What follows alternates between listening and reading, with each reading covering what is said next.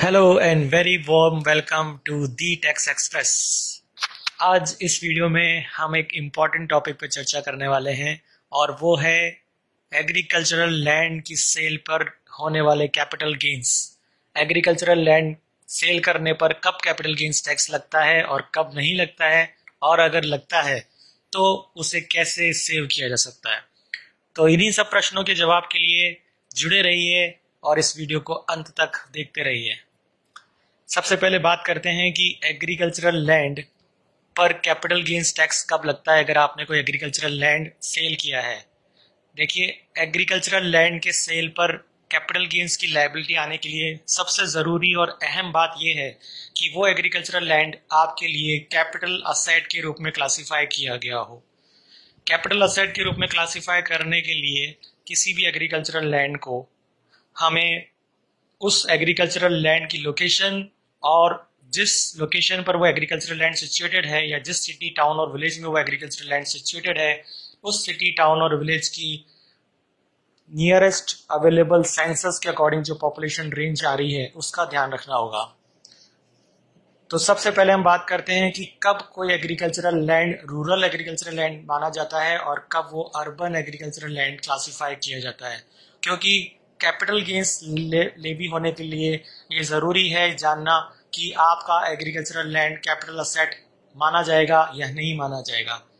यहाँ मैं आपको ये बता दूं कि अगर आपका agricultural land rural agricultural land के रूप में क्लासिफाई होता है then in that case it is not a capital asset और उस पर किसी भी प्रकार का कोई कैपिटल गेन्स टैक्स नहीं लगता है। तो बात करते हैं कि रूरल और एग्रीकल्चरल लैंड का क्लासिफिकेशन हम कैसे करेंगे। जैसा मैंने आपको बताया कि किसी भी एग्रीकल्चरल लैंड को कैपिटल असेट मानने या नहीं मानने के लिए हमारे लिए दो चीज़ें या दो फैक्टर्स इंपॉर्टेंट है। फर्स्ट ऑफ ऑल उस एग्रीकल्चरल लैंड का लोकेशन एंड सेकंड जिस सिटी टाउन और विलेज में वो एग्रीकल्चरल लैंड सिचुएटेड है उसकी म्यूनिसिपैलिटी, कंटोनमेंट बोर्ड या म्यूनिसिपल कॉरपोरेशन जो भी हो उसकी लोकल एरिया लिमिट से उस पर्टिकुलर सिटी टाउन और विलेज की पॉपुलेशन के अकॉर्डिंग क्या दूरी है। लॉ में ये प्रिस्क्राइब्ड है कि अगर कोई एग्रीकल्चरल लैंड किसी ऐसी सिटी टाउन और विलेज या कंटोनमेंट बोर्ड के जुरिसडिक्शन में है जिसकी पॉपुलेशन 10,000 से बिलो है लास्ट प्रीसीडिंग सेंसस के अकॉर्डिंग, तो वो एग्रीकल्चरल लैंड कैपिटल असेट नहीं माना जाता। यानी कहने का मतलब ये कि अगर आपके पास कोई एग्रीकल्चरल लैंड है जो किसी ऐसी सिटी टाउन और विलेज में सिचुएटेड है जिसकी पॉपुलेशन लास्ट अवेलेबल सेंसस के अकॉर्डिंग 10,000 से कम है तो आपका वो एग्रीकल्चरल लैंड कैपिटल असेट नहीं है और ऐसी एग्रीकल्चरल लैंड को सेल करने पर आपको कोई कैपिटल गेन टैक्स नहीं लगेगा। लेकिन अगर आपका एग्रीकल्चरल लैंड किसी ऐसी सिटी टाउन और विलेज में है जिसकी पॉपुलेशन 10,000 से ज़्यादा पर 1 लाख से कम है यानी 10,000 से 1 लाख की रेंज में है, तो आपका एग्रीकल्चरल लैंड अगर उस पर्टिकुलर सिटी टाउन और विलेज की जो म्यूनिसिपैलिटी है या म्यूनिसिपल कॉरपोरेशन है उसकी लोकल एरिया लिमिट से 2 किलोमीटर के अंदर अंदर स्थित है तो हम उसे अर्बन एग्रीकल्चरल लैंड मानते हैं और उस पर कैपिटल गेन टैक्स लगता है उसको सेल करने पर। लेकिन अगर वो 2 किलोमीटर के दायरे से बाहर निकल जाता है तो then in that case it will be treated as rural agricultural land. इसी तरह का अगला क्लासिफिकेशन है उन जगहों पर जहां की लास्ट प्रीसीडिंग सेंसस के अकॉर्डिंग पॉपुलेशन 1 लाख से ज्यादा पर 10 लाख से कम यानी कि 1 से 10 लाख की पॉपुलेशन रेंज में है। ऐसी सिटीज टाउन और विलेज में ये दूरी 6 किलोमीटर हो जाती है। यानी ऐसी सिटी टाउन और विलेज जिसकी पॉपुलेशन 1 लाख से ज्यादा पर 10 लाख से कम हो उसकी म्यूनिसिपैलिटी की लोकल एरिया लिमिट्स के विद इन 6 किलोमीटर अगर कोई एग्रीकल्चर लैंड सिचुएटेड है तो वो कैपिटल असेट माना जाएगा और उसके सेल पर आपको कैपिटल गेन टैक्स लेवी होगा। लेकिन अगर वो एग्रीकल्चरल लैंड 6 किलोमीटर के दायरे से बाहर निकल जाता है तो फिर हम उसे रूरल एग्रीकल्चर लैंड ही मानते हैं। लास्ट क्लासिफिकेशन है उन सिटीज में जहां की पॉपुलेशन लास्ट प्रीसीडिंग सेंसस के अकॉर्डिंग 10 लाख या उससे ज्यादा है। ऐसी सिटी टाउन और विलेज में 8 किलोमीटर की दूरी निर्धारित की गई है। यानी कि ऐसी सिटीज या टाउन या विलेज जिनके म्यूनिसिपल कॉरपोरेशन की लास्ट प्रीसीडिंग सेंसस के अकॉर्डिंग 10 लाख से ज्यादा या 10 लाख पॉपुलेशन है तो ऐसी सिटी टाउन और विलेज का जो म्यूनिसिपल कॉरपोरेशन है उसकी लोकल एरिया लिमिट्स के 8 किलोमीटर के दायरे में अगर आपका एग्रीकल्चरल लैंड आता है तो वो एग्रीकल्चरल लैंड कैपिटल असेट माना जाएगा और उस पर कैपिटल गेन की लायबिलिटी आएगी। अदरवाइज अगर 8 किलोमीटर की दूरी को वो क्रॉस कर जाता है तो then in that case it will not be treated as capital asset. तो इस तरह से हमने देखा कि पॉपुलेशन रेंज के हिसाब से अलग अलग सिचुएशंस में एक एग्रीकल्चरल लैंड रूरल भी माना जा सकता है और अर्बन भी माना जा सकता है। अब बात ये आती है कि जैसे हम कुछ एग्जाम्पल से इसको समझने की कोशिश करते हैं। एक सिटी है जिसकी पॉपुलेशन लास्ट प्रीसीडिंग सेंसस के अकॉर्डिंग 10,000 से लेस है। उस सिटी के अंदर वो एग्रीकल्चरल लैंड सिचुएटेड है, तो क्या वो कैपिटल असेट माना जाएगा? जी नहीं माना जाएगा, क्योंकि जैसा कि मैं आपको बता चुका हूं कि किसी भी सिटी, टाउन और विलेज जहां की पॉपुलेशन लास्ट प्रीसीडिंग सेंसस के अकॉर्डिंग 10,000 से कम है, ऐसी सिटी, टाउन और विलेज में अगर कोई एग्रीकल्चर लैंड सिचुएटेड है तो वो कैपिटल असेट नहीं माना जाता।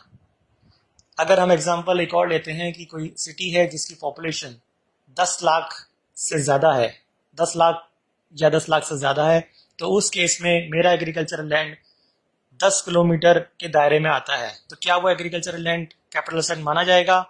नहीं माना जाएगा, क्योंकि 10 लाख या 10 लाख से ज्यादा पॉपुलेशन वाली सिटीज, टाउन और विलेज के केस में ये दूरी 8 किलोमीटर निर्धारित की गई है। यानी लेकिन मेरा एग्रीकल्चरल लैंड चूंकि 10 किलोमीटर के दायरे में है, यानी कि 8 किलोमीटर के दायरे को क्रॉस कर गया है, तो इस वजह से ये एग्रीकल्चरल लैंड कैपिटल असेट नहीं माना जाएगा और उस पर कैपिटल गेन की लायबिलिटी नहीं आएगी।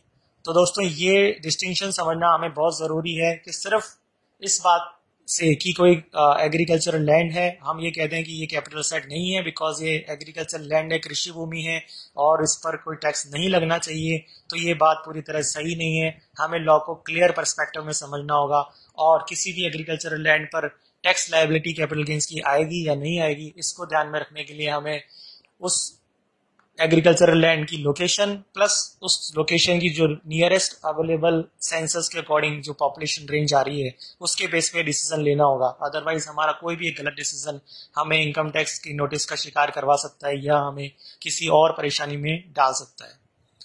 कैपिटल गेन पर एग्रीकल्चर लैंड की सेल पर होने वाले कैपिटल गेन की लायबिलिटी को बताने के बाद अब मैं आता हूं कि अगर आपके किसी भी एग्रीकल्चरल लैंड को अर्बन एग्रीकल्चरल लैंड यानी कि कैपिटल असेट माना गया है इन रूल्स के अकॉर्डिंग और उस पर आपने सेल करके कोई भी गेन अमाउंट कमाया है, तो उस सूरत में आप अगर उस एग्रीकल्चरल लैंड पर कमाए गए कैपिटल गेन को एग्जेम्प्ट कराना चाहते हैं तो उसके लिए आपके पास क्या क्या स्कीम्स अवेलेबल हैं। सबसे पहला सेक्शन आता है इसमें सेक्शन 54B जो बना ही एग्रीकल्चरल लैंड के लिए, यानी कि सेक्शन 54B एक ऐसा सेक्शन है जिसमें एग्रीकल्चरल लैंड को बेचने पर, एग्रीकल्चरल लैंड खरीदने पर एग्जेम्पशन अवेलेबल होती है।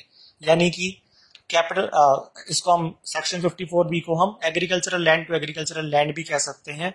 यानी आप किसी भी इंडिविजुअल या HUF ने अपने स्वामित्व का कोई एग्रीकल्चरल लैंड सेल किया, उस पर कोई लॉन्ग टर्म कैपिटल गेन हुआ तो उसको बचाने के लिए वो अगर किसी एग्रीकल्चरल लैंड में इन्वेस्ट कर देता है with in prescribe time period तो सेक्शन 54B की एग्जेम्पशन मिल जाती है।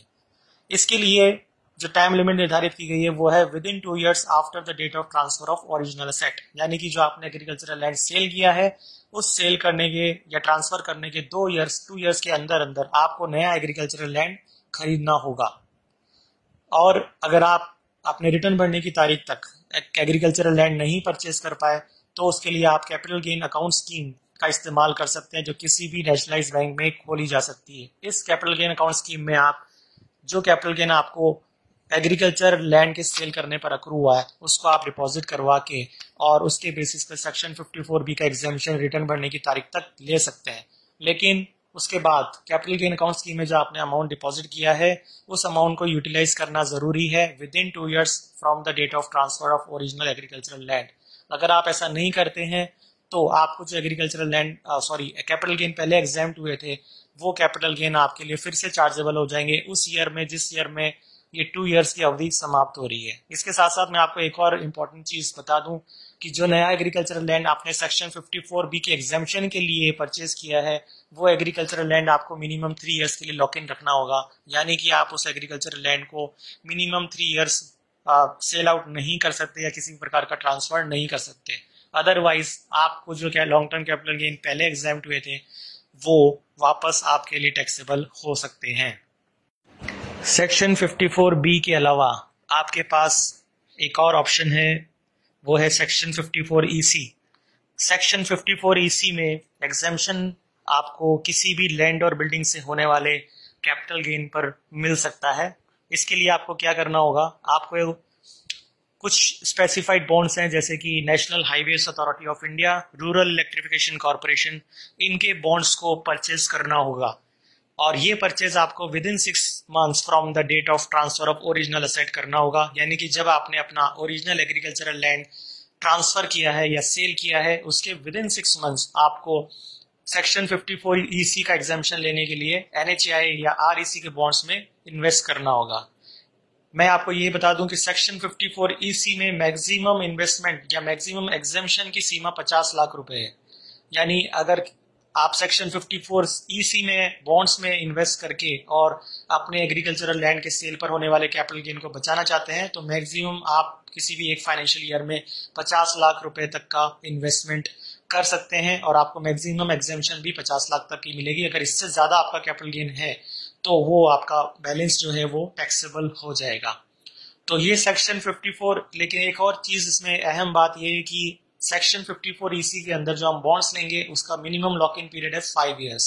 यानी उन 5 ईयर्स को एक्सपायर होने से पहले ना तो आप उन बॉन्ड्स को सेल कर सकते हैं, ना ट्रांसफर कर सकते हैं और ना ही उनको रिडीम कर सकते हैं। अदरवाइज अगर आपने 5 ईयर्स होने से पहले इन बॉन्ड्स को रिडीम कर लिया तो इन दैट केस आपका जो लॉन्ग टर्म कैपिटल गेन पहले एग्जेम्प्ट हुआ था वो फिर से टैक्सेबल हो जाएगा।